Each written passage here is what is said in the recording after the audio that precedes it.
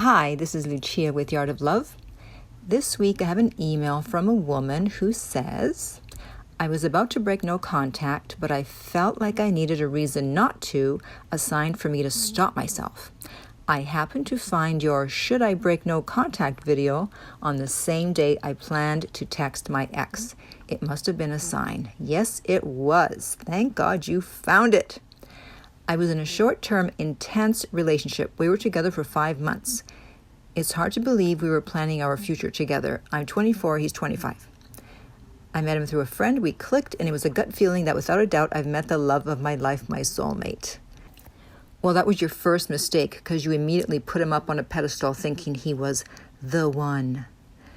I fell deeply for him instantly. I couldn't help it. We had so much in common. But I wasn't in a rush to get into a relationship. Well, let me read on. You'll see exactly how much she wasn't in a rush. I've spent most of my time doing things by myself. I felt like I didn't need to be in a relationship so quickly, so I told him we should take it slow. And he understood my feelings. Well, that was great. He continued to chase me, put effort to prove his love for me.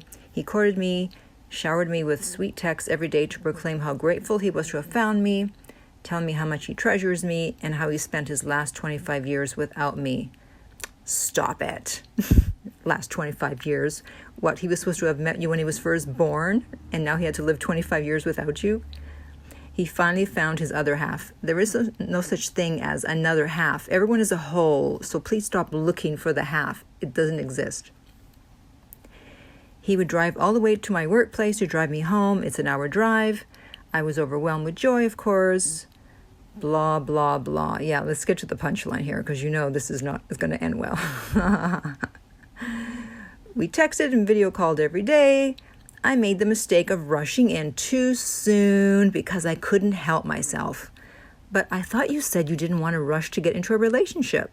Yes, you could help yourself, but you chose not to. Although I can't be too hard on you because you're only 24 and the brain is not fully developed until 25. You're still young. But for anyone else listening who says they couldn't help themselves, yes, you could. I was head over heels for him. After a few weeks, I started sleeping with him. And there's yet another mistake. You're very young. There's oxytocin, which bonds you to the person that you're sleeping with. And so then you go into a sex coma where you think this is the greatest guy on earth.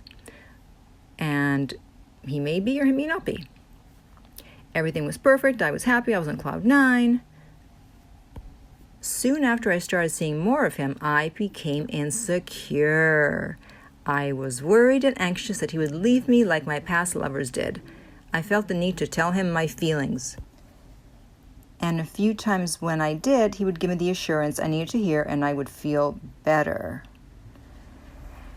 Here's the thing. No one can give you security about a relationship. Even if they sign a piece of paper, as in, i.e. getting married, no one can give you the reassurance that they will always love you, that they will never leave you. That's why taking those vows is a lie. It's like, I will love you forever. No, you won't. You don't even know what you're going to be feeling a month from now. How do you know you're going to love me forever? It's a nice sentiment. Oh, I'll love you forever. Oh, we'll be together forever. Yeah, maybe yes, maybe no.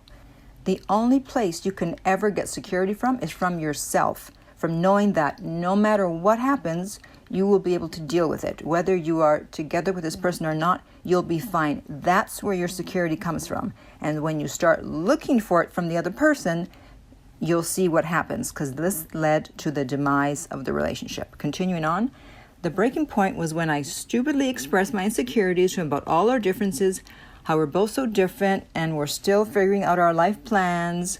I'm worried he won't stay when times get tough. He'll find someone more compatible. Nothing like talking him out of it.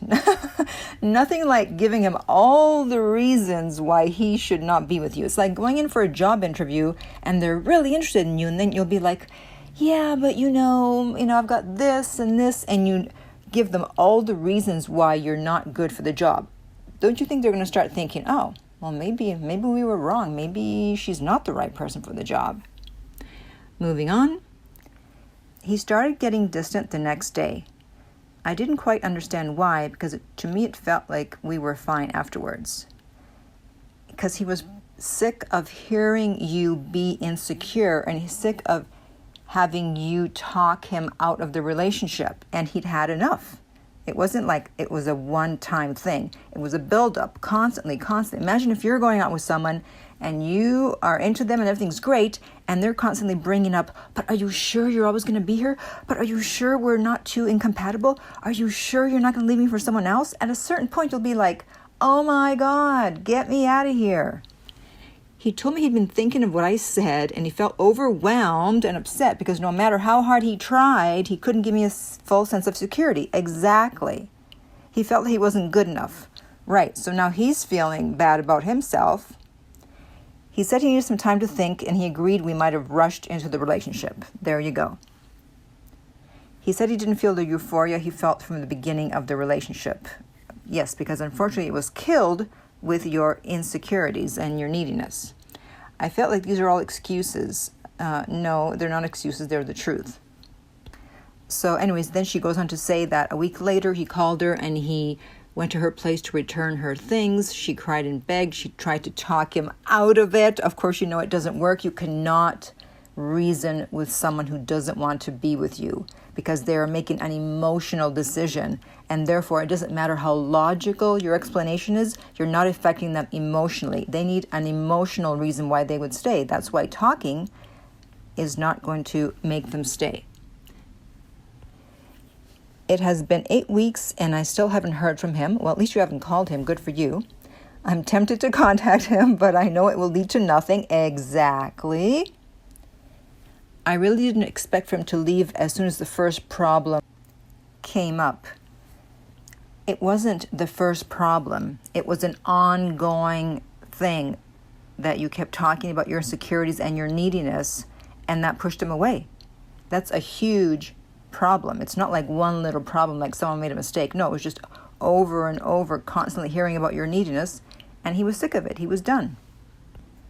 I need a firm hand or a firm wake-up call because I still wake up every morning with him being the first thing in my head. Well, hopefully the answers to this email will be a wake-up call. How do I stop myself from feeling like this every day? Well, I think it's because you didn't have answers. You didn't know what was going on. And so when you don't know what's going on, your mind is looking for answers when you're in a fearful state. And that's why you keep obsessing with him, because you keep looking for answers and looking for solutions. But hopefully now that you have the answers, you will be less obsessive about it now that you know what happened. And hopefully you can move on. And the way to do that is to become obsessed with something else. Instead of being obsessed with him, be obsessed with you. Be obsessed with being a better version of you. You're 24. You still have a lot of growing up to do and development. So why don't you work on yourself? And it's good that you made this mistake now, because you don't want to be needy and insecure at 34 or 44 or 54 or 24. You can put the kibosh on it now. As you can see, talking about your neediness will not give you the security that you're looking for.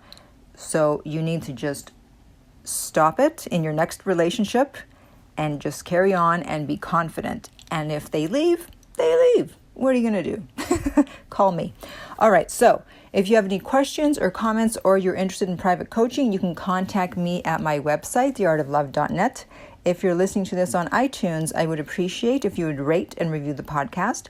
If you're listening on YouTube, thank you for subscribing. And finally, remember that love inspires, empowers, uplifts, and enlightens.